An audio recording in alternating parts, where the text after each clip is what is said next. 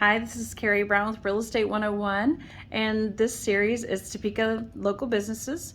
And I am here today with Tara Dimick. She owns TK Magazine and the Wichita Magazine. Hi, Tara. Hello, how are you? Good.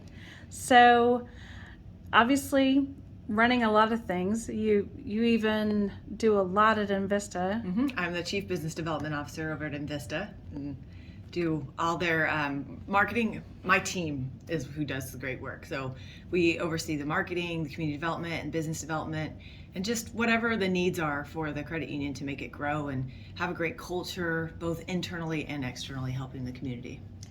Okay, so let's talk about the magazines. Okay. So the Wichita Magazine is brand new, right? Yeah, so the Wichita Business Magazine just launched on March 8th, which is my daughter's birthday, so I think I'll remember it forever. And we were able to get this great partnership with Junior Achievement, who we've had a partnership since actually, I was just looking at this, March of 2010. That was my second issue of TK, and we launched Junior Achievement Hall of Fame and partnered up with them back in 2010. Was a big part of when I really took over TK, was a partnership with Junior Achievement. And then here again, Wichita, we decided, hey, we really want to go into Wichita. We talked to Junior Achievement. They said, yeah, let's partner up together. And we've been able to have this great launch with the Hall of Fame as our cover, the Business Hall of Fame of Wichita, which, man, you can't get a better cover than that. So That's awesome. Okay, so TK Magazine, what made you decide to jump off into magazines? Well, I have no idea, right? So I was saying yes a lot, and there's this philosophy about like learning how to say no, but man, yes has been a powerful tool for me. So it was in 2009. Kevin Dole was running TK Magazine and doing a great job with it, but was ready to kind of make a transition. And so when he said, would you be interested in buying? I was like, yes.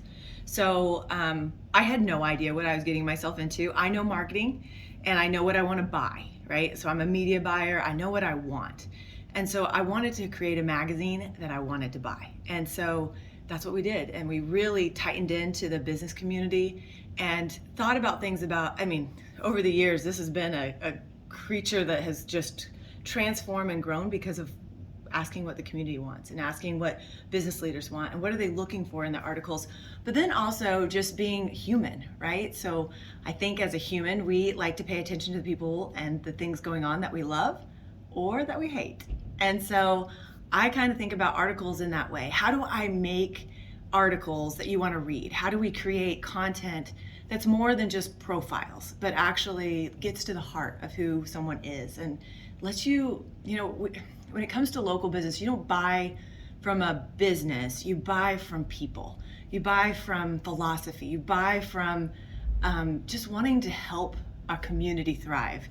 And when you buy local, that's what you're doing. And so you got to know who you're buying from. You got to hear the story about Karey Brown. You got to hear the story about Melissa Boehm or Tammy Thiessen. And then all of a sudden you're like, wait, this person is somebody who could be my best friend.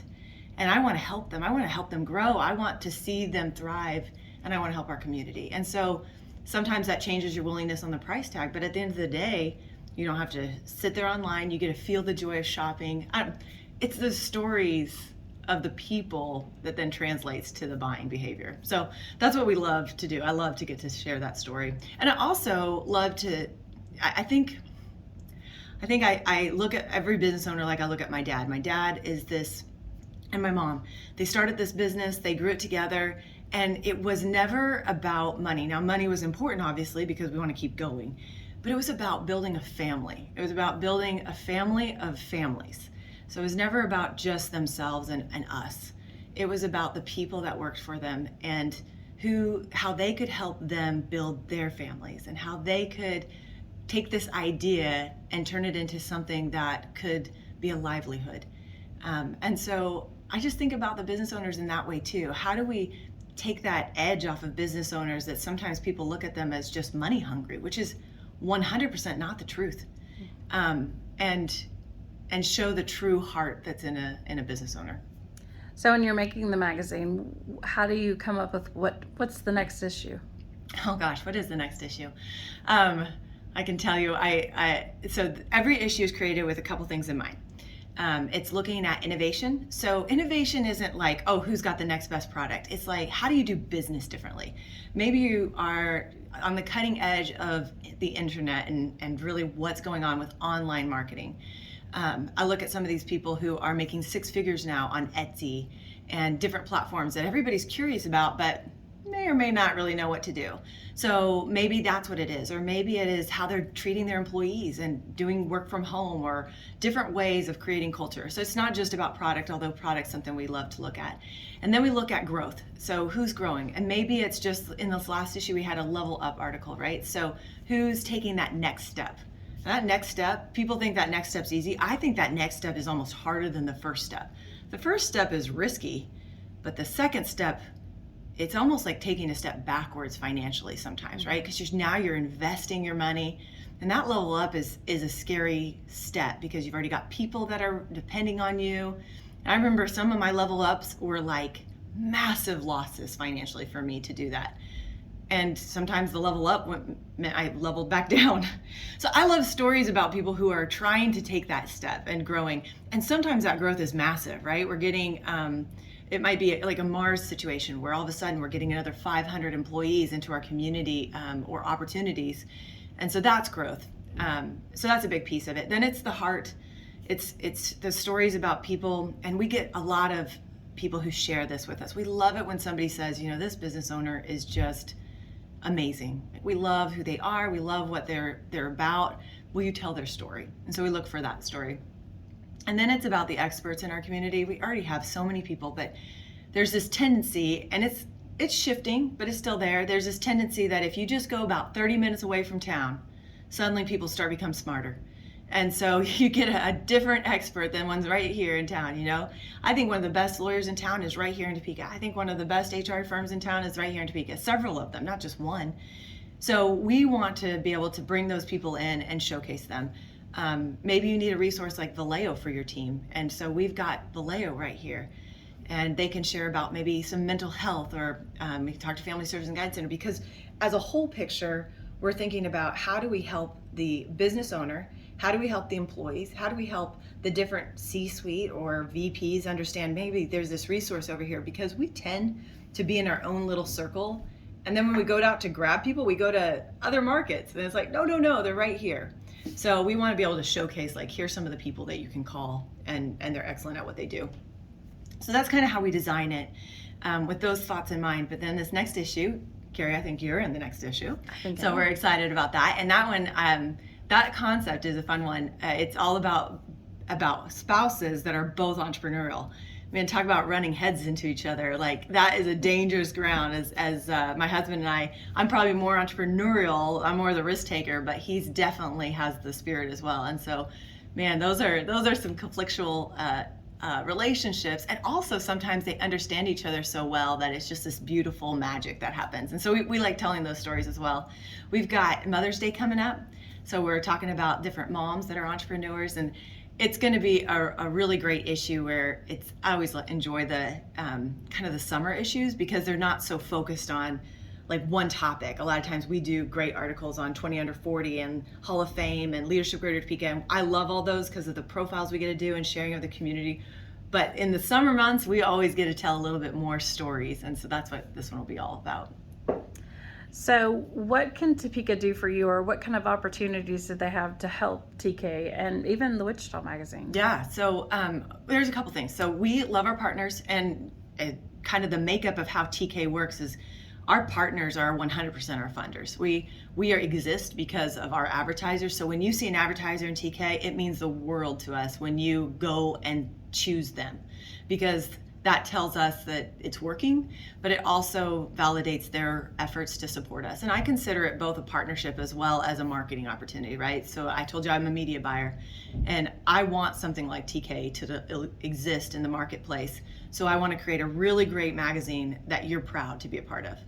And then on the other end of it, I also want a really great product that you say, oh my gosh, look, everybody is coming to me because of that. And in the content side, we've had as much as 20% bumps that we've been shared that people have experienced because of the magazine. So we're really proud of that. So we know that it works, but at the same time, it's branding. And so we want to make sure that people fit right. There's other opportunities with us in our email marketing and our online marketing. So we appreciate any support. That's big. That's what makes us exist. That is what lets us do what we do. And we work hard to pay our team well and to make sure that we get to create livelihoods for many people, because all of our team, other than me and Braden, are other businesses, right? So Lisa Lowen, who's our editor-in-chief, she runs her own business. Janet, who does our design, she runs her own business. They all have other projects. John Burns, who does our photography, is amazing. He has his own business. And each one of our freelancers is that way too. So you're supporting a bunch of businesses when you support TK. And then the other side of it's really content. So we literally, every email I get, and I know people may not feel this way, any email, any direct message from Facebook or Instagram, I collect everything. So I do, Lisa does, Braden does, whoever you send it to, we collect it all. And we meet on actually today, Lisa and I are meeting. And so we meet on a regular basis to determine what's going to be in the next issue. And so we look at everything that comes in and then we fight for it. And in all honesty, like if a topic doesn't get chosen, it just goes to the next fight, So we're always looking at how do we get that person in. And there's been people that have been talked about, Karey, you're one of those, who's been around that table for years and it's just not made the article, like, that's not what we want. No, that's not the article we want. Or that's not how we want to, that's a waste to use her in that way and not tell this particular story. Or gosh, this is unique. This is what sets her apart or him apart. So we spend lots of time. There's been many people who've been on the table for years and years. Never because they're not the perfect thing to be in the magazine, but because we're trying to find the right fit. And so I think that's a fun process. And my favorite thing about the process is the actual arguments. And I love having a team that will fight and will fight for the businesses that they want and fight for the story that they're trying to get, and fight against a story that maybe doesn't work. Like they'll push back. If somebody says, well, I think we should do this article, there's a total pushback if they don't like it. So it's a fun process. So what would be the most challenging thing that you see in doing what you do? The challenging. So I have the best, world ever, because I get to give people their, hopefully, a lot more than 15 minutes of fame in a local community. But challenging, I think sometimes it is that waiting period where somebody is perfect for the magazine, but you're trying to fit it, or you just got to tell somebody, like, hold on, right? Because everybody is important and everybody's story matters, and I don't have enough pages to share. I remember at the beginning somebody said something, she was like, do you think you'll have enough content for TK to even fill the pages? This was back when we were about maybe 60 pages and we did it quarterly. And I was like, that is definitely not the problem. The problem is, trying to get enough of our partners on board so that we can fill those pages up. So it is easy to find content. So, not trying to keep it in just under the Sears catalog thickness. Yeah. I wish I had a Sears catalog. That would be so awesome to tell all the stories that way. All right, so we've talked about the magazines. Let's talk about Tara Dimick. Who are you? Oh goodness.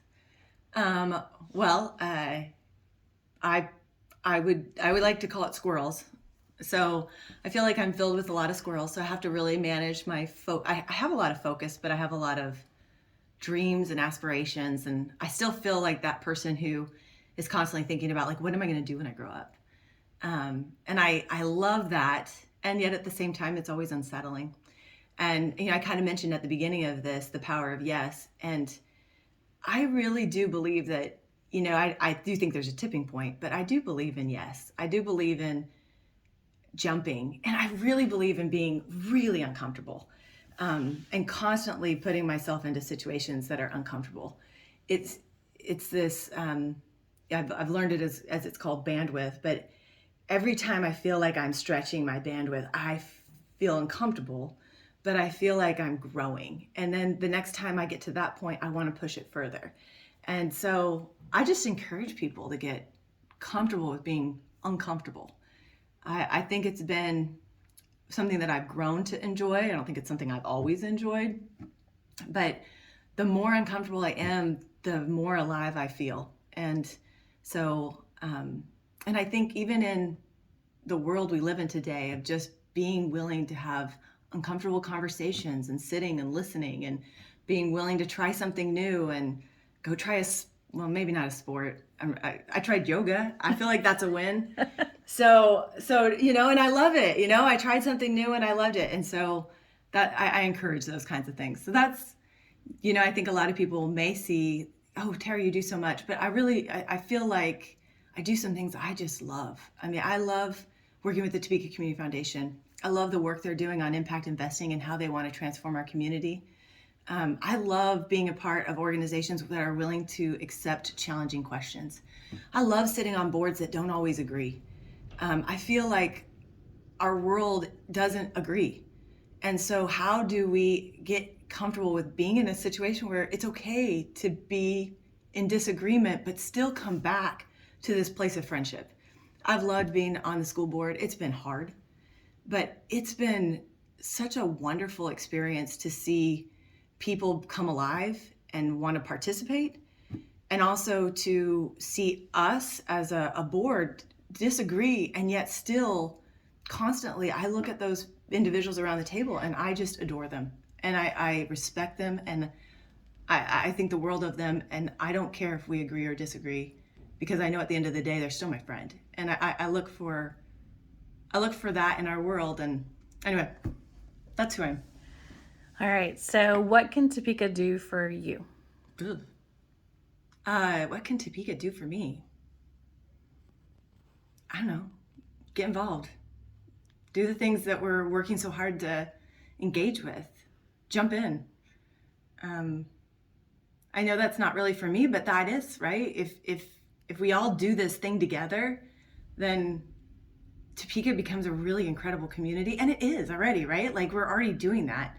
And I'm not asking you to get involved in what I do. Like, just jump in and step away from your cell phone. Step away from your sitting in front of your TV, right? I have the same challenge because at night that's kind of my rhythm. But go try something new each week. Go to a different restaurant. Go check out a local business. They're all over the place, but sometimes we just don't explore. So go explore. Thank you so much. And you did awesome. She was really kind of worried about what she was going to talk about. You did awesome. Thanks. Thank you.